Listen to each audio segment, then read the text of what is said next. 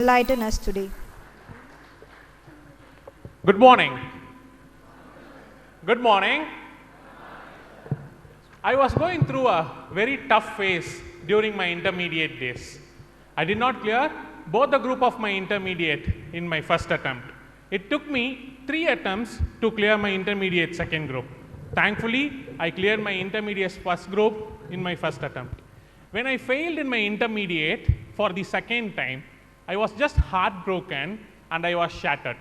Life was not happening to me, and there were so many questions in my mind. I was searching for someone to answer all my questions.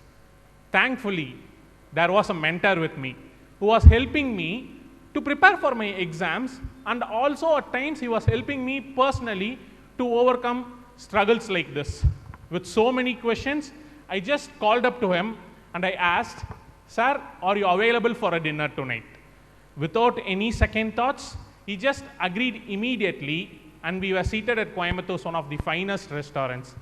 We saw each other, we just greeted each other. As soon as he saw my face, he just asked, "Malan, something is terribly wrong in your life. Your face doesn't look as bright as it be looking. What's going on?" So as soon as he just asked this question, I just started venting out to him. So as I was venting out, hot soups with some bread pieces arrived in our table. I just had my soup and I was keep venting out. I was under an assumption that he would be listening to me.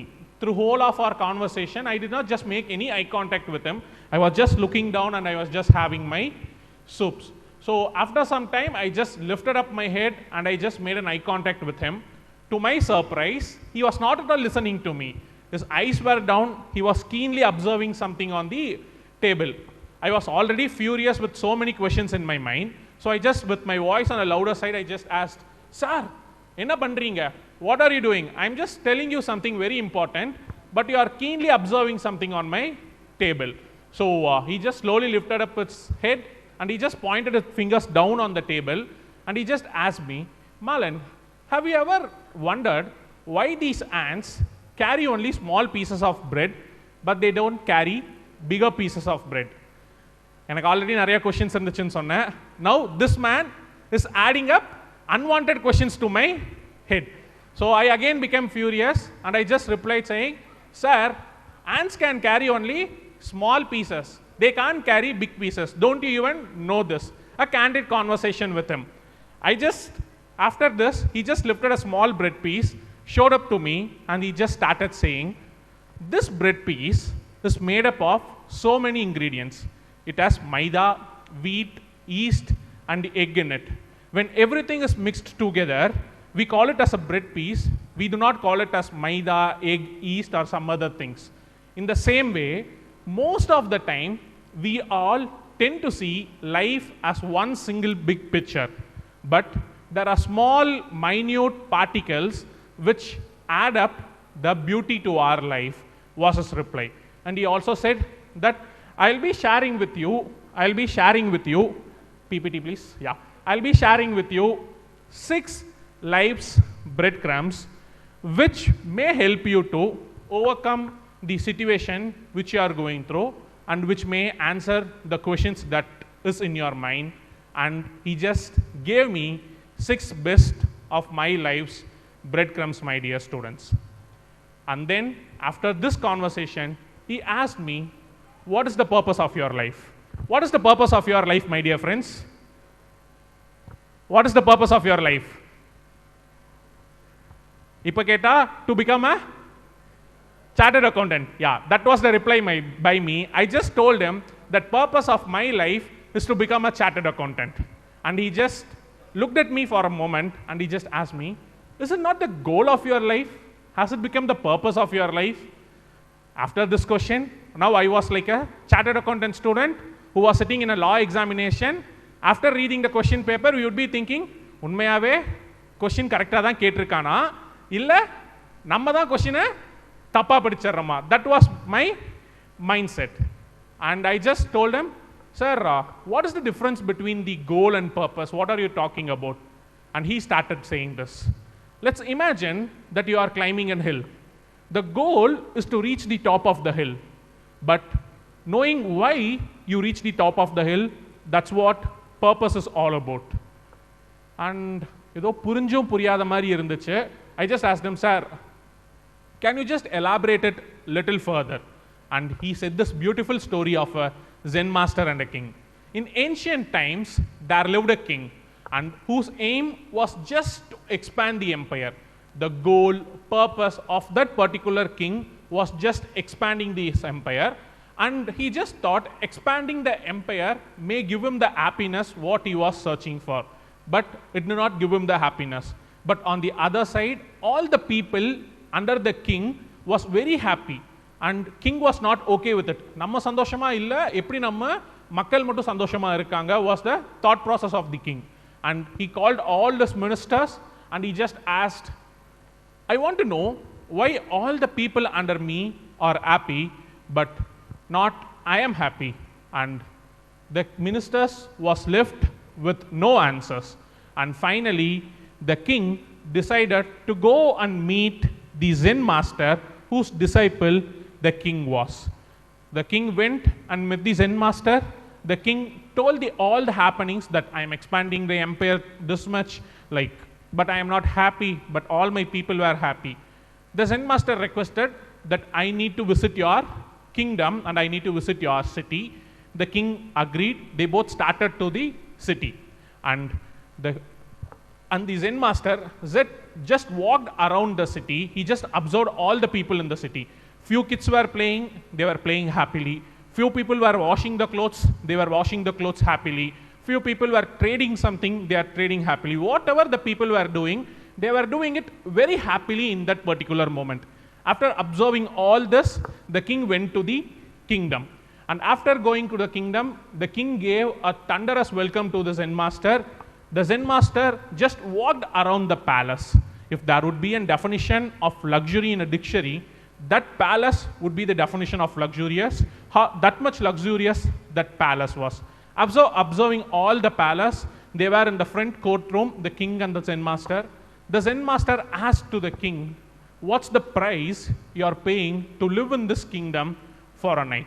What's the price you are paying to live in this kingdom for a night? The king was shocked. He just replied that I don't pay any price. This kingdom belongs to me and I live here, was the answer of the king. Again, the Zen master asked the same question. What's the price you are paying to live in this kingdom? The king just thought for a moment and he just said the same thing, that this kingdom belongs to me and I just live here. My forefathers lived here, my fathers lived here, and I live here, was the answer of the king this time. The Zen master replied, yes, my dear king, your forefathers lived here, you are living here, and one day you will be vacating this place. Through whole of your life, you have thought that expanding the kingdom is your purpose, but that's not your purpose. I fear there is something other in your life that is your real purpose. The first breadcrumb to me was the purpose. Identify your purpose. The king, after taking the advice of Zen master, stopped expanding kingdom for some time and he just tried to identify his purpose. And after identifying his purpose, he was happy as the people under him. And now, how do you find purpose in your life, my dear friends? 3 things. 1, try to understand you more. Trying to understand you more will let you know what you really want in your life, and that will ultimately lead you to do happiest things in your life. 2, open your mind to lot of books. Reading lot of books in different time frames will give you a perspective to what different people tell at different time frames, that will ultimately help you to understand the society and you in a much better way. Finally, speak with lot of people. Speaking with lot of strangers will help you to understand what different person's perspective is about today's world, and that will ultimately help you to get you better in life. Now, why identifying purpose is important? At any situation, you may win or lose, but ultimately what gives you unhappiness is getting to know why you do certain things in your life. If you identify your purpose, irrespective of victory or failures, you can feel happy at the position you are in. That was my first breadcrumb. After this, he just asked me, there were so many people in your phone book, but you just contacted me and just asked for a meeting. Why you did so? I just replied, sir, I believed. I just believed that you would be the right person to help me out. And there was my second breadcrumb, belief. Yes, my dear friends, start believing in the pattern of life. In every time you just see an event in your life as a particular event, but life is a pattern, and the happiness of life lies in connecting dots. In 1912, there was a farmer in Scotland, Mr. and Mrs. Clark. Their whole aim was to go on a vacation to United States of America from Scotland. They have saved whole of their lifetime to go on that particular vacation. Finally, that day arrived. They got their visas for United States of America. They got their tickets for a ship journey. But 5 days before the departure, Mr. and Mrs. Clark's youngest son got bitten by their own dog, and the doctors advised that particular boy to stay in quarantine for some time to stop the spread of rabies. And few alternatives were thought by Mr. and Mrs. Clark, like, I'll be staying with the son, you just carry on the vacation with other people. Mr. and Mrs. Clark's family was a family of 7. They had 5 children. Lot of permutation combination went in, but nothing clicked. Finally, they decided to drop the plan. What a point here is, the ticket which they bought for a ship journey is a non-refundable ticket, so that amount went in vain. On the day of departure, Mr. Clark was standing on the seashore and just seeing the ship start its voyage with tears filled in his eyes. He was standing there, and he just, after a few times, came back to his home. 5 days after the departure, Mr. and Mrs. Clark just switched on the FM, and there was this news which just splashed in FM, that Titanic, which began its journey, got sank in the middle of the ocean. And now, at this particular moment, they were feeling grateful for not onboarding the ship, and the dog which bit the son became their favorite dog. Yes, most of the time, we don't see the future in our life. I cleared my CA final in my very first attempt as introduced by the MCs. But as I told, it took me 3 attempts to clear my intermediate, and it took me 2 attempts to clear my foundation. When I failed at those times, I did not believe that those failures were for good. I only believed that those failures were for good when I cleared my CA final in my first attempt. Only then I realized that those failures helped me to come to this place. And from that moment in my life, I just started believing the patterns, the events in my life. And that was my second breadcrumb, just believing in things that happen in my life. After this conversation, he just asked me, like, why did you call me? First, why did you call me? I told I believed. Now again he asked me the question, why did you call me? What was the purpose of this call? And I just told him, sir, I failed. I failed miserably. That's the reason I called you. And there was my third breadcrumb. It's okay to fail. It's okay to fail. A small boy, a very notorious boy, lived in a village near to Tokyo. How notorious he was? He used to sign his own report cards in his schools. But there was this one tradition in Japan. Whenever you sign a report card, நம்மூர்ல என்ன பண்ணுவோம், sign மட்டும் கொண்டு போய் கொடுத்துட்டா போதும். But in Japan, what you have to do is you have to stamp the report card with your family seal. You have to stamp the report card with your family seal.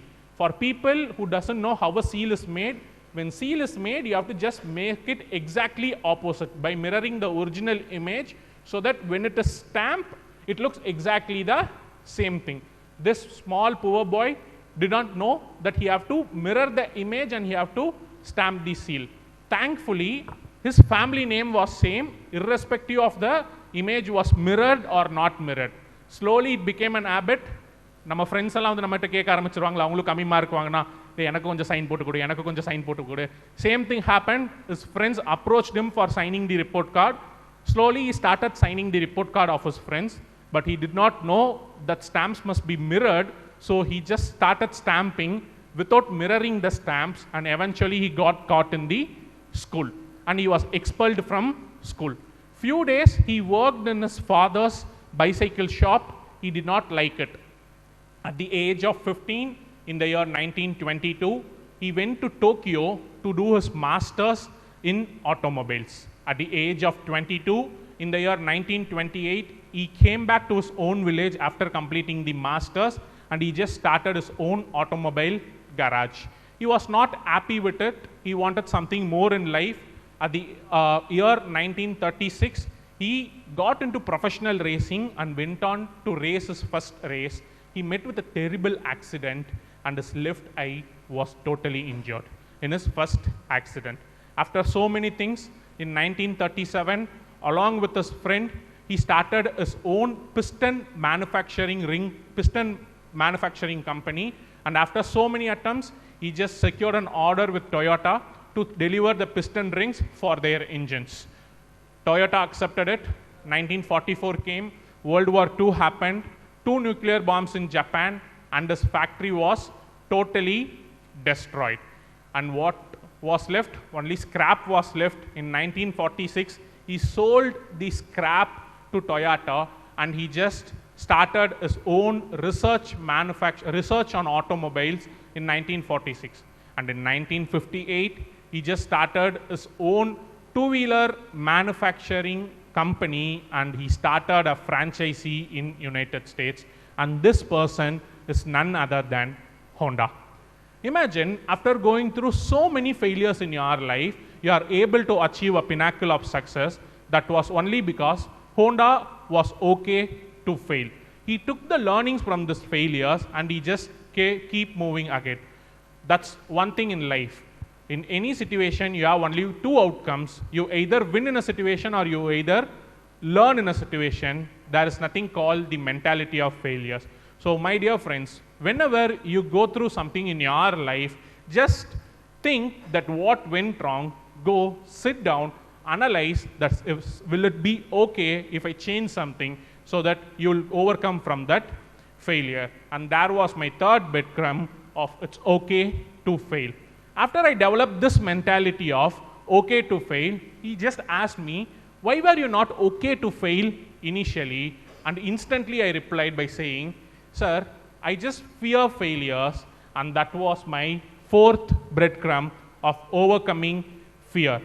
The reason why I fear failures was this society doesn't respect the people who fail in comparative to people who succeed, and that's my mentality towards failure. I just feared failure due to lack of respect was my answer, and he just told me a story about a small girl named Bethany Hamilton from United States of America.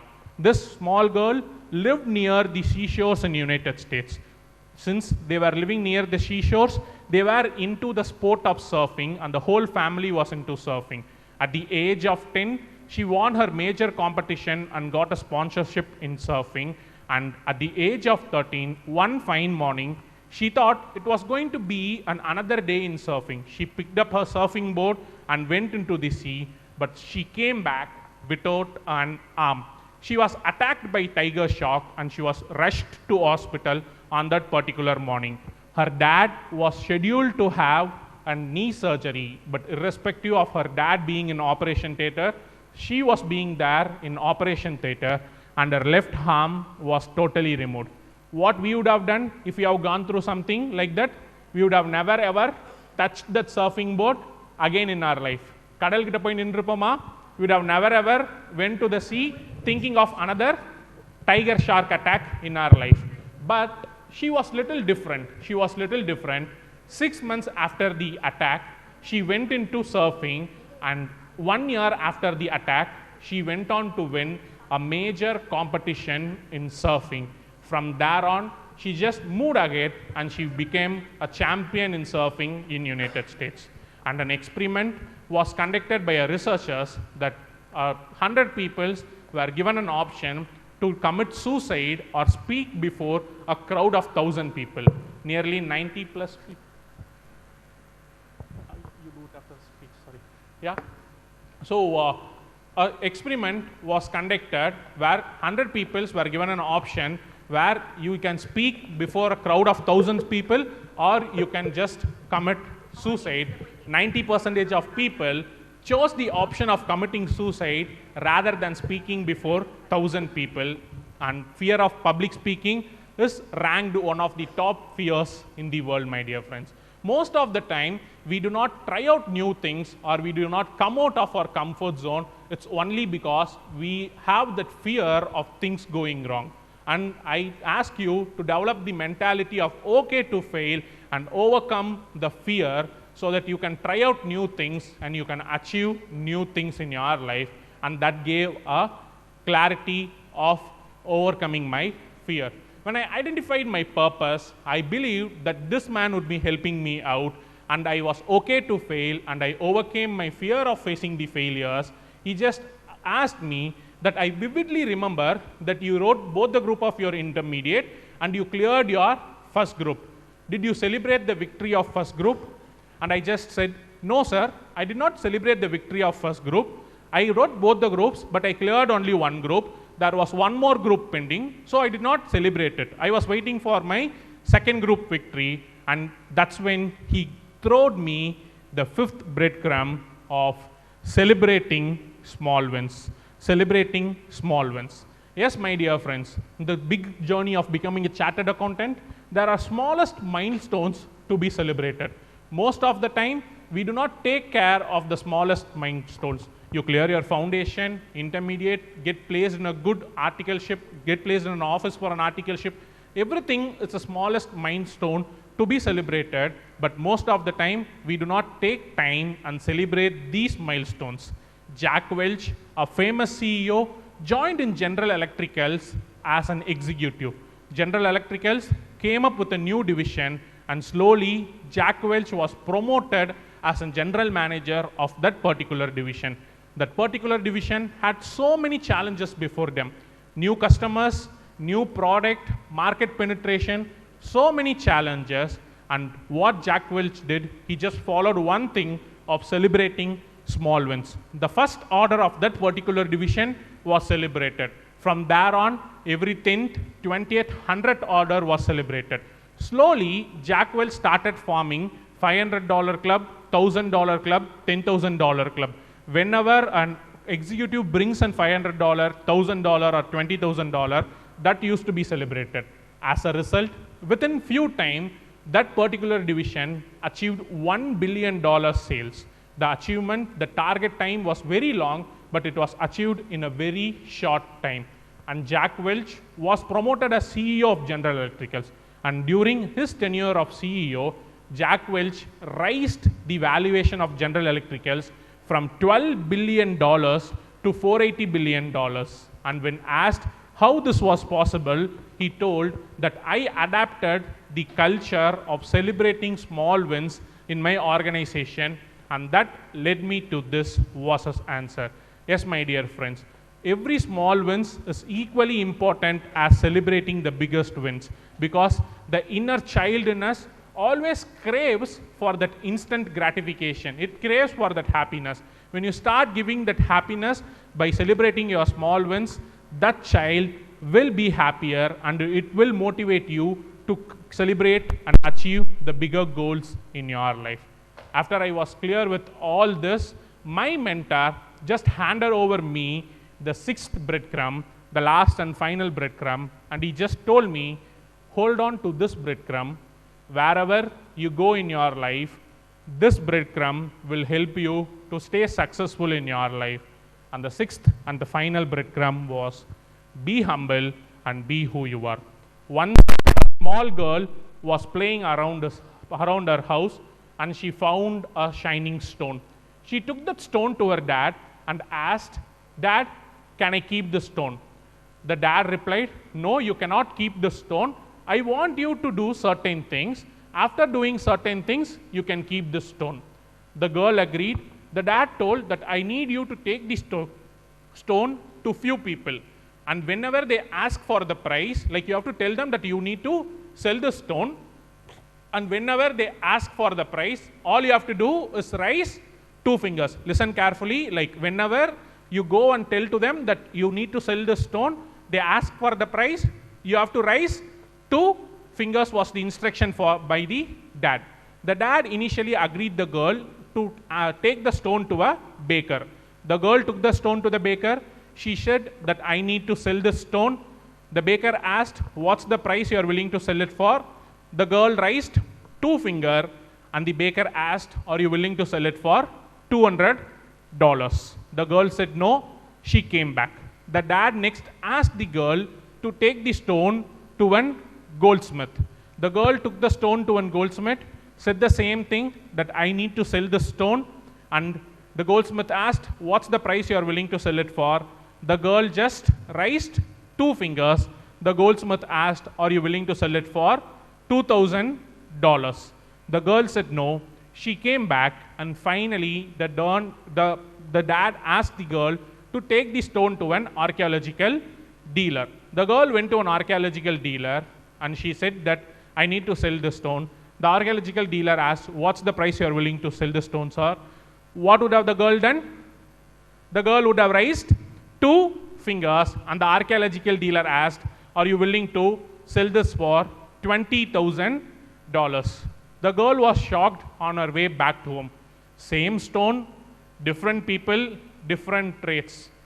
With so many confusions, she just approached her dad and narrated three incidents, and the dad replied by saying, look here, my child, the stone was the same stone, but it was valued differently by different people. In the same way, in your life, your value differs with how people perceive you, but not with how you behave with particular people. Wherever you go in your life, all I request you is to be humble and be who you are, and don't change yourself since someone doesn't treat you the way the other person does. And great leaders like APJ Abdul Kalam, Swami Vivekananda, they are loved by millions of people. It's only because they are who they were, irrespective of the places they reached. They did not change their attitude, they did not change their clothing habits, they did not change their speaking habits. And people loved when they were them. People will start loving you, my dear friends, when you are you, rather than you changing yourself for the heights you reach in your profession.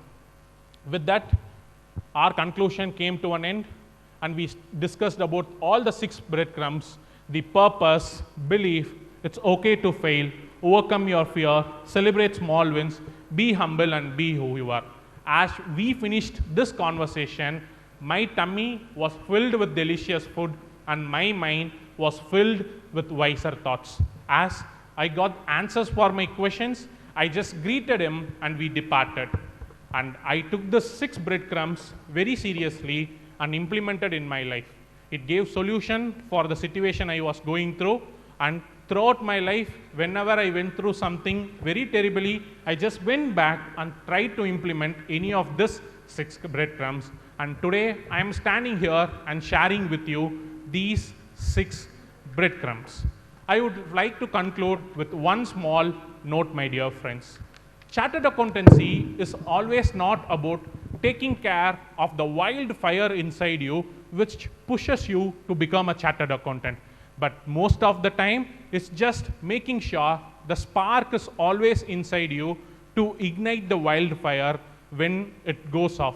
As told by Mahakavi Bharadiyar, Akkini kunjondru kandeen, adai angoru kaattilor pondide veitteen. Vendu thanindadu kaadu, thalal veerathil kunjendrum moopendrum undo. Thank you for being a fabulous audience. Thank you so much. Have a fantabulous day of conference. Thank you, Team Sikasa, for this opportunity. Thank you so much, my dear friends. Thank you, sir. Thank you. Wow, what an incredible session that was. We are truly inspired by the words of wisdom and the valuable insights shared today. Absolutely. A big thank you to CA Malibalan Bharati, sir, for such a